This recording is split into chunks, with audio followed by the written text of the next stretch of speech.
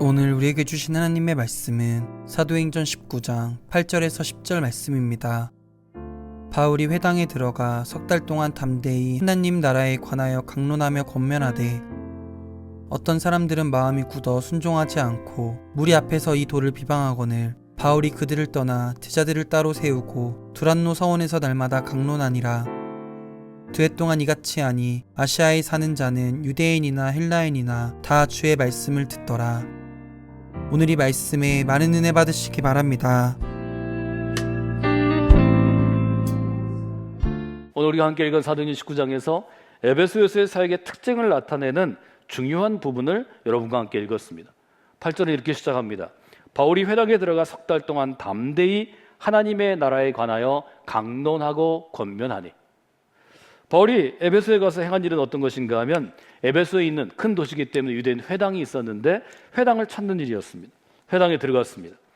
회당에 들어가서 바울이 한 것은 그가 늘 했던 것처럼 히브리 성경을 읽고 지금의 구약 토라를 읽고 하나님 나라에 대해서 강론하고 권면한 것이었습니다. 강론이란 무엇에 대해서 세세하게 알아듣도록 설명하는 것이라고 단어의 뜻을 정리해 드렸습니다.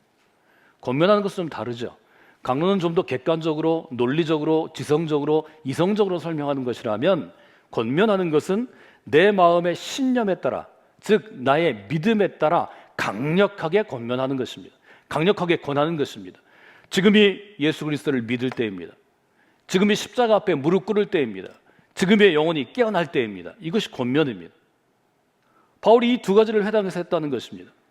강론했을 때 귀를 기울이던 사람도 권면하면 부정적인 반응을 보이는 것입니다. 아니, 내가 결정할 거예요. 그건 내가 알아서 할 일이에요. 당신이 나한테 그렇게 강하게 권할 수 없어요.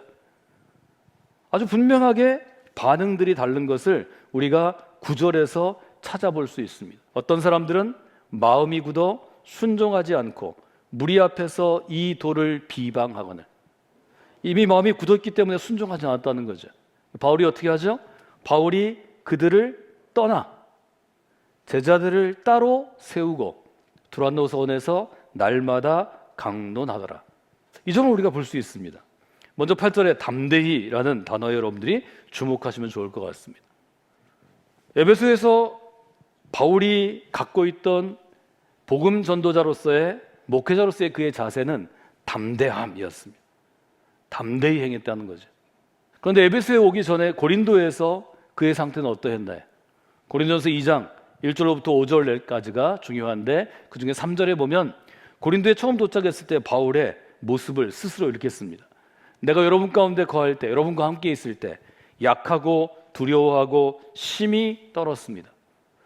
에베소에서의 바울의 태도, 담대함과 고린도에서의 바울의 태도, 약함과 두려움과 떨림은 완전히 다른 것입니다.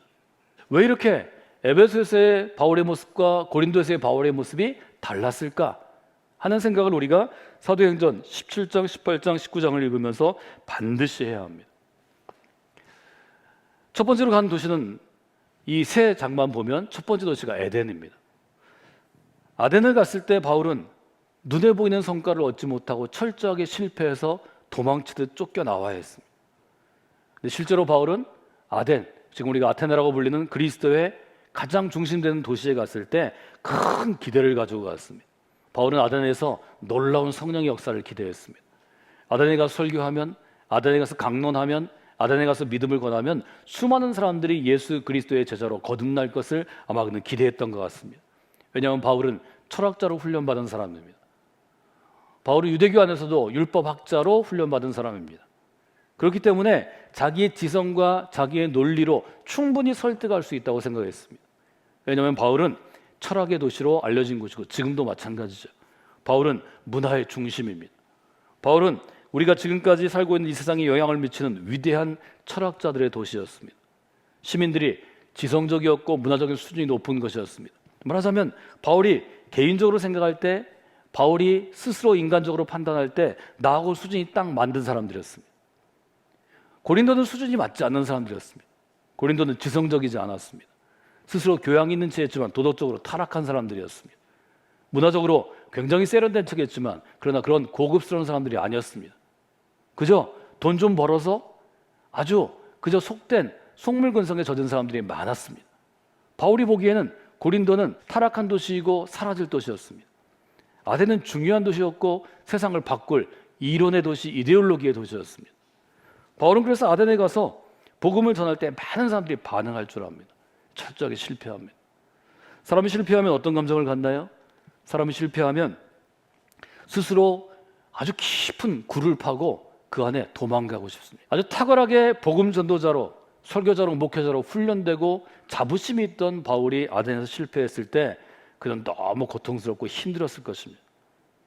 그래서 그는 고린도에 가서는 엄청나게 힘든 시간을 보내야 했습니다. 그에게는 좌절의 시간이고 낙심의 시간이었습니다. 놀랍게도 하나님께서는 고린도에서 바울의 실패로부터 비롯된 그의 일종의 리더십을 만지십니다. 바울은 고린도에서 목회자로 새로운 경험을 하게 됩니다. 설교자로 새로운 경험을 하게 됩니다. 크리스천 리더로 공동체를 세우고 그 도시를 바꾸고 세상을 바꾸는 리더십으로 바울은 완전히 성숙하게 됩니다. 업그레이드 되게 됩니다. 그 이유는 무엇일까요? 바울이 실패한 것을, 원인을 찾기 위해서 자기를 깊이 돌아봤기 때문입니다. 고린도에 왔을 때 그는 선교의 전략, 복음 전하는 전략, 설교의 패턴을 바꿉니다. 사람들을 대하는, 성도들을 대하는 리더로서, 목회자로서의 그의 방식도 바꿉니다. 아주 분명하게 얘기하는데 그것이 우리가 지금 가지고 있는 고린도전서 후서에 잘 나타나 있습니다. 아까 우리가 인용했던 3절 이후를 보면 이렇게 되어 있습니다. 내 말과 나의 전도함이 설득력 있는 지혜의 말로 하지 아니하고 다만 성령의 나타나심과 능력으로 하여 5절 같이 읽어볼까요? 너희 믿음이 사람이 지혜에 있지 아니하고 다만 하나님의 능력에 있게 하려 하였도다. 아덴에서의 실패가 바울을 바꿔놓은 것입니다. 아덴에서 바울은 지혜의 말로 복음을 전하려고 했습니다. 말하자면 설득하려고 했습니다. 아주 세련된 언어로 세련된 논리를 가지고 복음을 전하려 했습니다. 고린도에서는 그것을 포기합니다. 성령의 능력에 의지하는 설교자가 됩니다. 아덴에서 그는 사람의 지혜를 의지했습니다. 바울은 지혜 있는 사람이었습니다. 바울은 지성인이었습니다. 그러나 고린도에서 그는 사람의 지혜를 포기하고 하나님의 능력을 의지합니다. 이 점이 변화된 것이었습니다. 바울은 지혜로운 사람이고 유능한 사람이었지만 도시마다 복음을 받아들이는 반응에 차이가 있다는 것을 기억해야 합니다. 바울이 아덴에서 실패했기 때문에, 나의 능력으로 실패했기 때문에, 나의 지혜로 실패했기 때문에 그는 하나님의 능력으로, 하나님의 지혜로 나아가는 경험을 고린도의 목회에서 경험합니다. 그리고 고린도는 여러분이 아시는 것처럼 큰 역사가 나타나는 교회였습니다. 그 담대함을 가지고, 그 자신감을 가지고 바울은 에베소에서 담대하게 복음을 전할 수 있었던 것입니다. 이 한 주간의 새벽이 여러분에게 이런 바울의 실패로부터 바울의 담대함을 얻는 과정을 좀 배우는 시간이 됐으면 좋겠습니다. 제가 하나님의 때로, 하나님의 길로, 하나님의 규모로 라고 여러분에게 믿음의 원칙에 대해서 계속해서 설명해 드리고 있는데 이것이 바울이 고린도에서 경험한 것이었습니다. 에베소에서 바울이 갖고 있는 이 담대함은 어디로부터 온 것인가요? 고린도서 2장 4절과 5절은 분명하게 이해합니다. 그것은 성령의 능력으로부터 온 것이었습니다. 그것은 하나님의 능력으로부터 온 것이었습니다. 여러분, 우리가 세상을 살다 보면 자신감 있는 사람들을 때때로 만나게 됩니다. 사람은 언제 자신감을 갖나요? 건강하면 자신감을 갖습니다. 사람은 건강하면 담대해집니다. 사람은 자기가 능력을 있고 능력을 인정받으면 담대해집니다. 아주 자신감을 갖습니다. 사람은 자기의 배경이 있으면, 자기의 집안이 좋든지 자기 형제가 좋든지 배경 있는 사람이 나를 신뢰하면 담대함을 갖습니다. 자기가 뭘 소유하고 있으면, 재산이 많으면, 뭐가 있으면 그럼 담대함을 갖습니다. 그러나 이 모든 것은 나를 둘러싼 환경에서 오는 것입니다. 어떤 타이밍이 되면, 시간이 지나면 사라질 것들입니다. 내 건강이 사라지면, 아프면 담대한 사람이 꺾어지는 것입니다. 내가 능력 있다고 생각했지만 그 능력이 실패하면, 능력이 소용없으면 꺾어지는 것입니다. 내가 배경이 있다고 생각했지만 그 배경이 무너지게 되면, 사라지게 되면 실패하는 것입니다. 그래서 바울은 고린도에서 십자가의 능력을 증언하게 되는 것입니다. 바울이 고린도에서 가장 강력하게 증언한 것은 십자가의 도였습니다. 고린도서 1장 18절은 제가 여러분에게 암송하도록 권유해드리는 구절입니다. 십자가의 도가 멸망하는 자들에게는 미련한 것이지만 구원받는 우리와 같은 사람들에게는 하나님의 능력입니다.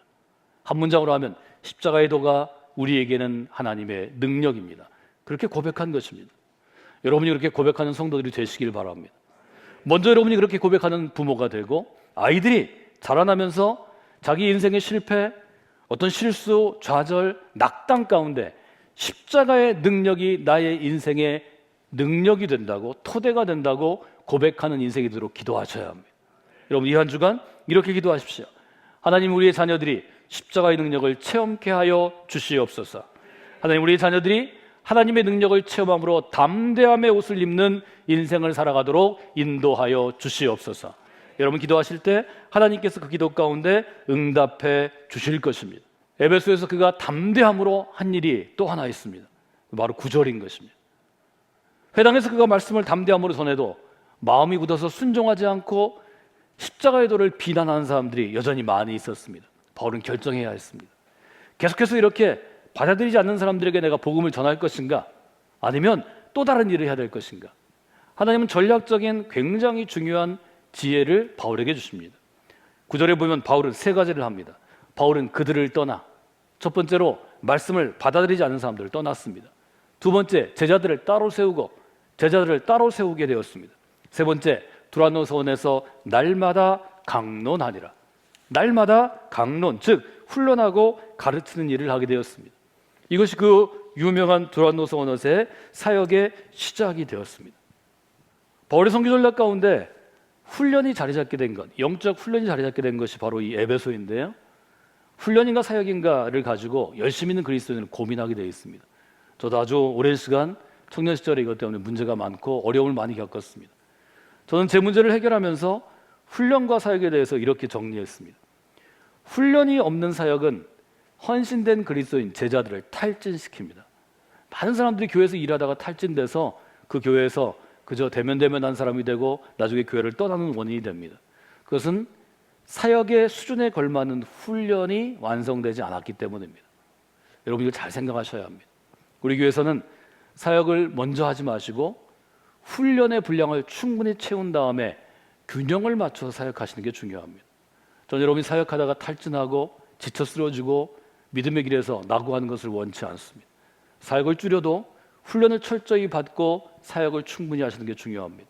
두 번째, 훈련만 받는 사람도 있습니다. 배우는 거 너무 좋아합니다. 그러나 여러분, 사역과 훈련의 균형을 잃고 훈련만 받으면 여러분은 주저앉고 맙니다. 그건 사단이 가장 쉽게 노릴 수 있는 약점입니다. 훈련을 많이 받은 사람의 특징은 뭐냐면 사역으로, 몸으로 보여주지 않고 말로 자꾸 참고하고 충고하고 가르치는 것입니다.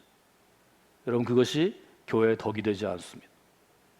교회의 덕이 되는 것은 훈련 많이 받을수록, 내가 하나님께 더 충성할수록, 내가 교회를 향해서 시간으로, 재능으로, 재정으로 헌신할수록 말을 줄이는 것입니다. 말은 줄이고 몸으로 보여주시는 것입니다. 삶으로 보여주는 것입니다. 이 점이 에베소에서 바울에게 확고하게 세워진 원칙이 되었습니다.